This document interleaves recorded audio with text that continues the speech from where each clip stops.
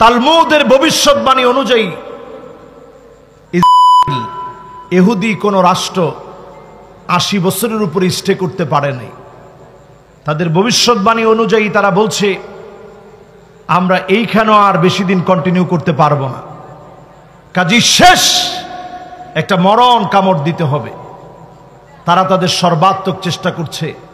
রাসূল বলেছেন ইরান এবং ইসরায়েলের যুদ্ধের ভিতরে জিতবে কে, এই ভবিষ্যৎবাণীটা আমাদের অনেকের জানার ইচ্ছা, কিন্তু আমরা তো ভবিষ্যৎবাণী জানি না। কিন্তু রসুলের ভবিষ্যৎবাণী তো আমরা জানতে পারি, যে কারণ রসুল সাল্লাল্লাহু আলাইহি সাল্লাম এই ইরান এবং ইসরায়েলের যুদ্ধের বিষয় নিয়ে কি ভবিষ্যৎবাণী করে গিয়েছেন। শুধু রসুল নয়, খ্রিস্টানদের যে গ্রন্থ আছে সেই গ্রন্থের ভিতরেই লেখা আছে ইরান এবং ইসরায়েলের যুদ্ধে জেতার সম্ভাবনা কার বেশি। তো চলুন আজকের ভিডিওতে আমরা সম্পূর্ণ এই ভবিষ্যৎবাণীটা জানবো ইনশাআল্লাহ, যে ইরান এবং ইসরায়েলের যুদ্ধে কারা জিতবে। তাহলে আমাদের মনে একটা স্বস্তি আসবে যে না, মুসলিমরা জয়ী হবে। আর যদি জানি যে ইসরায়েল জিতবে তাহলে হয়তো আমাদের দুঃখ লাগবে। কিন্তু আজকের ভিডিওতে সমস্ত কিছু ক্লিয়ার হয়ে যাবে।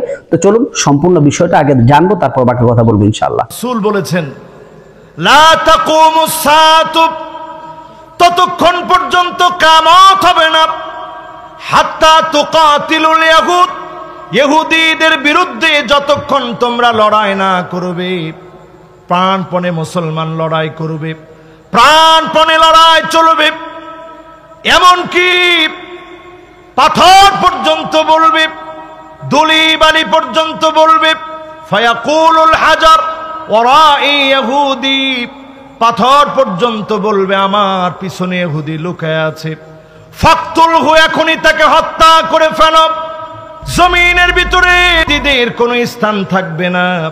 ইহুদিদেরকে সমূলে যিনি নিশ্চিহ্ন করে দিবেন তিনি কে? রাসূল একদিন ঘুম থেকে উঠলেন, স্বপ্ন দেখলেন।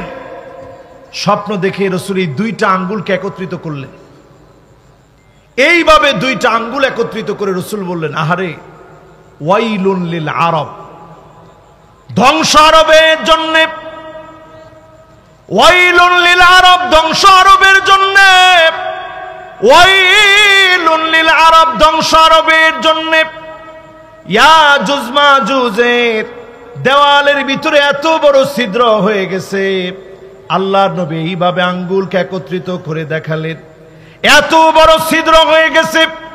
1445 বছর আগে ইয়াজুজ মাজুজের দেওয়ালের মধ্যে যদি ছিদ্র হয়ে যায়, কি পরিমাণ বড় ছিদ্র এখন হয়েছে চিন্তা করেন।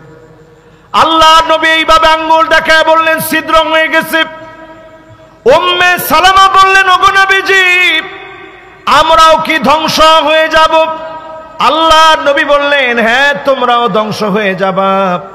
ইদা কাসুরাল খাবাস, খারাপি যখন বেড়ে যাবে, পাপাচার যখন বেড়ে যাবে, তোমাদেরকেও যিনি ধ্বংস করে দিবেন তিনি কে?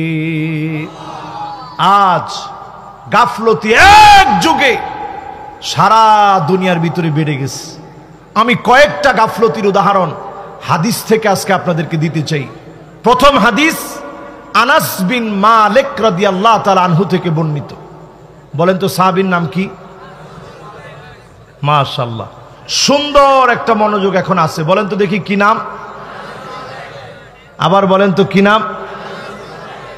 আনাস বিন মালিক থেকে বর্ণনা, লা তাকুমুস সাআত, ততক্ষণ পর্যন্ত কিয়ামত হবে না, হাত্তা তুত্তাখাযাল মাসাজিদু তুরুকা, মসজিদের ভিতরে মুসল্লি না প্রবেশ করে বাহির দিয়ে হেঁটে হেঁটে মুসলমানের ছেলেরা চলে যাবে। ঠিক কিনা বলে?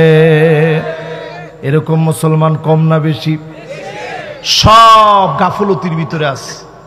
মসজিদের সামনে দিয়ে হেঁটে হেঁটে চলে যাবে, নামাজ পড়ার জন্য ঢুকবে না।